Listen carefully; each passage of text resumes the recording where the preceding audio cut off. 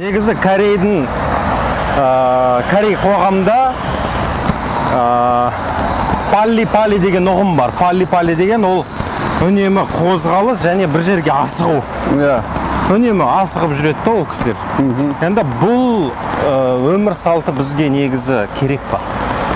Бұған біз тырысуымыз керек па бұл деңгейге жету үшін? Немесе онсыз да қазақ халқы жалпы жоғары деңгейлі дамыған елдердің қатарына қосыла ма? Немесе бұл жоғары мемлекеттердің дамыған мемлекеттердің қатарына қосылудың бір шарты ма? Енді шын айтқан кезде бұлардың өз халықтың өз ұрандары ғой. Біздерде асықпасаң аралаған қоянға қу жетесің деген сияқты бізде бәрі халықтың менталитетінде бір асықпаушылық бар.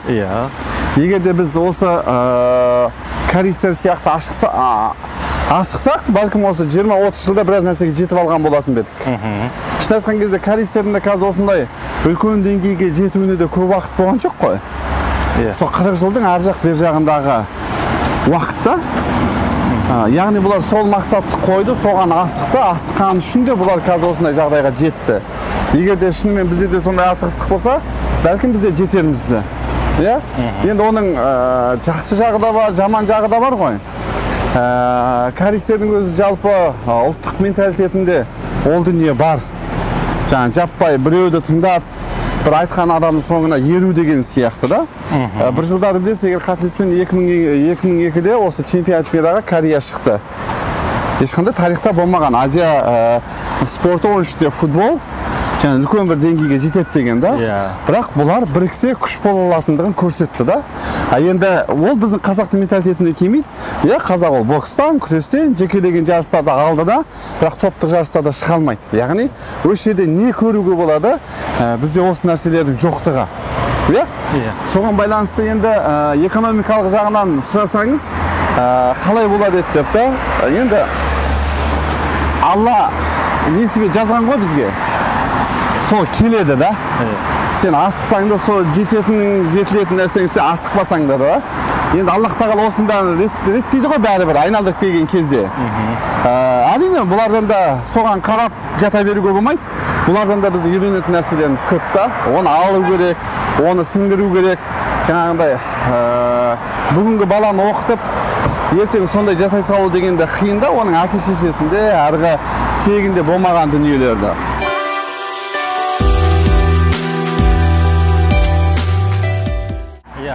Енді айға қараңыз, мына жақта өте маңызды шаруалардың бірі мынандай бір өндірісті алайық. Қазақстандағы бір өндіріс. Мәселен, сіз сүт шығарасыз, сүт шығаратын фабрикасыз. Біздің қазақтың менталитетінде сен сүт фабрикан болса, жалпы ол жерде сүтті құятын жаңағы ыдыс, немесе коробка, тетрапак, одан кейін жаңағы соның қасында тағы да бір нәрсе істеу. Яғни сен бір сүтті өндірумен шектелмей, тағы да соны ыдысын да жасайсың, рекламасын да жасайсың деген сияқты. Ал енді Кореяны алатын болсақ, Кореяда олай емес. Кореяда сен бір нәрсені өндіресің ба, болды. Қалған, мысалы, ыдысын басқа кісі істейді, оның крышкасын басқа кісі істейді. Бұның тиімді жақтары қандай екен? Енді шын айтқан кезде бүкіл дамыған мемлекетте барлық дүниені өзің істеген емес, әр нәрсені маман істесін деген дүниеге келеді. Бұл даму үшін керек нәрсе. Және бір өндіріс ашылса, қосымша 10 өндіріс ашылады. Осы нәрсе дұрыс жолға қойылған, бірақ бұл Қазақстанның бизнесінде біздің кем кетік жерлеріміз осы да. Неге? Бірақ біздің азаматтар бұны керісінше жақсылық деп біледі. Яғни мен тек қана сүт шығармаймын, мен тек қана мына бір нәрсені шығармаймын, мен сонымен қатар тағы да жаңағы басқа түрлерін. Енді бұл корпоративтік дүниеге келетін болса, дұрыс, сен сөндіретін ғана өнім емес, сонында типографияң бар деген сияқты да. Оның сыртында жаңағындай, бірақ бұл бәрі айналып келген кезде сенің жасаған затыңның өзінде құнының жоғарылауына шығады. Неге? Сен мысалы отдел маркетинга мысалы тарататын. Сонымен қатар дизайнер отделін ұстайсың да. Өзіңіз ойлаңыз, сізге бір жылға керек бір 4 түрлі дизайн, жасаған сүт өнімін сыртын жасайсыз. Бірақ сіз сол үшін 3-4 маман ұстайсыз да. Оған ай сайын айлық бересіз. Ол сізде кәдімгідей бір бөлім. Оны апарасыз, шығарасыз, сосын бұл ақшаны барлығын қайда саласыз? сіз жаңағы өнімнің қорабының сыртына саласыз. Сонда қарасаңыз сіздің ішіндегі өніміңіз $1 болуы мүмкін, ыдысыңыз $2 шығады. Сонда бұл жерде түсініксіз сіз өнім сатасыз ба, или сыртын сатасыз ба?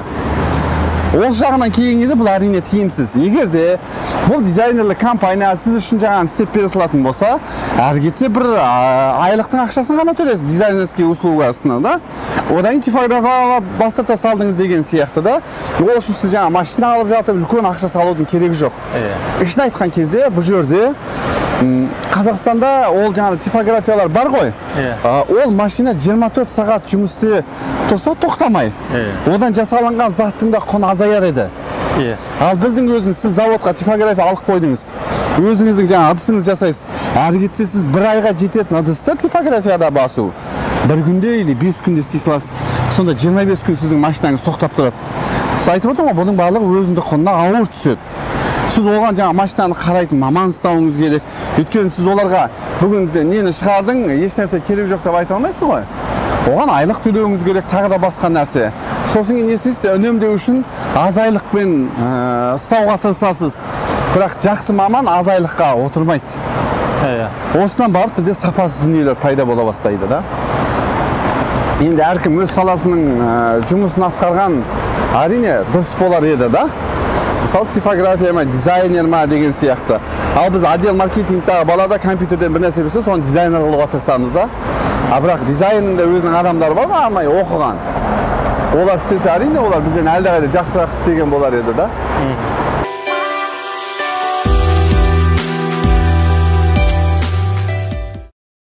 Сіздің мына жақта Кореяда шыққан өнім туралы сөйлесейік, өйткені бұл өнім, бұл косметика өте сапалы және әрі Кореяда шығады. Бірақ сол жақтың сапаны қалай тексереді. Одан кейін жаңағы мен атап өткен крышка, ыдыс, коробка, жаңа ішіндегі нәрсе, соның барлығы жекелеген компания, яғни аутсорс дейді. Сол туралы қысқаша мағлұмат берсеңіз. Енді неге мен осы Кореяны таңдадым? Өйткені себебі косметикалық өнім болғаннан кейін сол өнімді қай жақ жақсы жасайды. Қытайда да шығаруға болатын еді бұны, бірақ Қытайда шыққан нәрсенің өзі аты нашар жүрмейді. Сол үшін мен осы жаққа келдім, әрине міне 2 жылдан артық уақыт кетіп бара жатыр, айту оңай, істеу қиын. 2 жыл бұрын келгенімде мен соның биеністі не екенін түсіндіруіме тура келді. Оны түсіндірдім, айттым, жеткіздім. Мен айлап жатпаймын ғой берді. Бір апта жатамын да кетем, берем кісілерге. Олар бірінші оны аптан түсініп, бола ма, болмай ма деген сұрақ туындайды. Сосын екінші қайтып келген кезде оны араластырып көрдік. Болады екеніне көз жетті. Одан кейінгі дүние бұл жақта негізі біздікі сияқты емес қой, істеп бере салды, сертификатын артынан жасаймын деген. Сенің әкеліп отырған бие сүтінің порошогы бұл жақта бар ма? Мемлекеттің тіркеуінде бар ма? Ол не зат? Оның сертификаты бар ма деген осындай дүниелер бар. Толық тексеруден өтпей, олар сізбен осы нәрсені істеуге келісім жасамайды. Осылардың бәрін белгілі бір орысша процедуралар дейміз ғой. Кезеңдерден өткенше дейін уақыт кетті әрине. Уақыт кетті, біз енді оған ешқандай амалымыз жоқ та. Күтеміз олы. Уақыт өзі сол айтқан мерзімдерінде істелінеді. Және бір жағынан Корея халқы өте жылдам асығып істейді дейміз, бірақ осы косметикаға келгенде негізі немесе жай жұмысқа келгенде олар баяу, өйткені бір нәрсе бітпей, екінші нәрсеге олар бастамайды. Сол туралы бір ауыз сөз. Бұл жерде енді айналып келгенде барлық нәрсе неге тіреледі дегенде бұлар сапа. Мысалы, Қытайда сен мынаны істеп жатсаң, ана екіншісін, үшіншісін істей бер деген дүниелер бар да. Кішкене жаңағыдай 1 миллиметрге жетпей қалады, 1 миллиметр артып кетеді, ештеңе етпейді. Жоқ, бұл жақта сапа. Және бұлар осы жағынан неміс менеджменттерін алғанда сапаға жауап беру. Сол сапаға жауап беру арқылы клиентін жоғалтпау. Осындай мәселеге қарағанда әр жұмысты әрбір адам істейді ғой. Сол біреуі жұмысын бітпей, екіншісі қабылдамайды. Біреуінің жұмысы бітпей да. Бұл не нәрсені береді? Мемлекет ана адамды да, мына адамды тексерудің қажеті жоқ. Мемлекет бір адам тексереді. Қалған адамдар бір-бірін тексереді да. Енді бұны Қазақстандағы жол жасау жұмыстарынан көрейікші, мысалы, жолды жөндеу. Мысалы, бұны жолды жөндегенде бір кісі сол жолда қазады. Одан кейін сол кісілер, сол компания мысалы соны жаңағы тас төсейді, сосын асфальт төсейді дегенде, мына жақтың жолдары басқаша істелінеді, жаңағы процесс бойынша. Яғни бұл мынандай нәрсе келеді рахат. Әр нәрсені өзінің маманы істеу, шымшық сойса, қасапшы сойсын деген сияқты. Сонда бұл жақта бірінші жолдың основасы дейді ғой, негізін жасайтын бір компания. Олардың сол жолдың негізін жасайтын техника, технологиялары бар, мамандары бар. Олар тек сондаймен ғана айналысады. Екінші компания оған әкеп тас төсейді. Мысалы, енді мен жолды керемет білмеймін дегенмен айтайын да. Үшінші компания келеді де оның үстіне топырағын төсейді. Кепак өтпей тұрып, екінші компания жаңағы бірінші компания істеген жұмысын қабылдай ала ма, қабылдамай ма? Енді мысалы осы жол салуға келді ма, жолды тегістейтін мына компания, бұл жолдың бәрін тегістеп біттік, мысалы осы бір айдың ішінде тегістеп береміз деген гарантиясын алады, тегістеп бергеннен кейін екінші компания келеді. Соның бәрін мамандар өлшейді, қарайды, бәрі дұрыс тегістелді ма? Тегістелсе ғана қабылдап алады. Үкімет ана жақтың мыналар қабылдап алдық дегеннен кейін қағазға қол қойса, ана жақ үкімет уже ақшасын толық береді оларға. Яғни екінші компания бірінші компанияның жұмысын бақылайды, қабылдайды. Енді бізде бір компания ғана жұмыс істесе, бұның өте тиімсіз, өйткені ол қарайды да, жарайды, бола береді деп, екінші жұмысын бастай кетеді. Өз сапасын өзі жасайды. Бұл біздің мемлекеттегі жұмыс істеп жатқан компаниялар ғана емес, біздің мемлекетіміздің жағдайы солай болып тұр. Неге? Бізде заң шығарушы орган бар, атқарушы орган бар, қадағалаушы орган бар. Бірақ үшеуінде де Нұр Отан отыр ғой. Яғни бұлар бірінің кемшіліктерін көздерін жұмады. Бұл жақта заң шығарушы орган басқа. Бәлкім басқа партия болады да. Атқарушы басқа партияның адам болуы мүмкін. Қадағалаушы барға. Сосын кейін заңдылық бар. Олар бірінің несірсін біреу қайталамайды, біреуінің қатесін біреу көз жұмбайды. Сол үшін заңдылық бар. Егер де біздерде заң шығарушы органда басым көпшілігі Нұр Отан отырды, немесе Ақ жол партиясы болды десе, қадағалаушы органда мысалы прокурор, сотта Ақ жол партиясының адамдары көп отырды десек, Нұр Отанның шығарған заңдардың құқық тұстарын көрсетіп береді. Және олар оныкін емес, олардың өз позициясы бар ғой. Сондықтан олардың қателерін қорықпай айта алады. Одан кейін үшіншісінде қандай партия? Тағы да енді коммунистік партия деп шықты. Олар болатын болса, жаңағы ақ жолдықтарын жіберген қателіктерін айтып береді. Мыналардың дұрыс емес, жігіттер, оны былай істеңдер. Негізінен былай біз халыққа қызмет етеміз деп жатырмыз ғой деген сияқты. Бұл жақтында міне компаниялардың жұмыс істеу тактикасы осындай да. Олар бір-бірін тексереді. Бір-біріне қабылдай алмайды. Неге? Өйткені оны ертең ол қабылдап алса, өзінде олқылық кетсе, соның жіберген қателігін мойындарымен көтеру керек. Бұл жағынан бұл қаржы жағынан да қиын ғой компанияға да. Өтірік айтпай, бүкіл нәрсе сапалы шығатын себебі сол да. Біздерде енді жаңағы мемлекетте жол жасайтын компанияға емес, мемлекетіміздің өзінің сапасы болмай тұр ғой мәселе.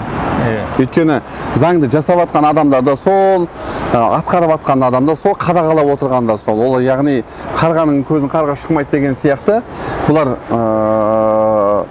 жаңағыдай бір-бірінің қателіктерін көрсеткісі келмейді, немесе көргісі келмейді. Бүгін ертең мемлекет мені алмай отыр ғой, маған жақсылық жасап отыр ғой. Ертең мен осыны қайтсем де қайтаруым керек деген сенім бар да. Сондықтан егер де біз немесе біреуді алдап жіберсек, біз өзіміз ақылды, анау адам ақымақ болып кеткен сияқты да. Бірақ сен бұл жақта өтірік айтсаң, мысалы немістерде өтірік айтатын болсаң, сені олар ертең ауру адам деп есептейді да. Сенімен сөйлеспейді, сенімен іс жасамайды.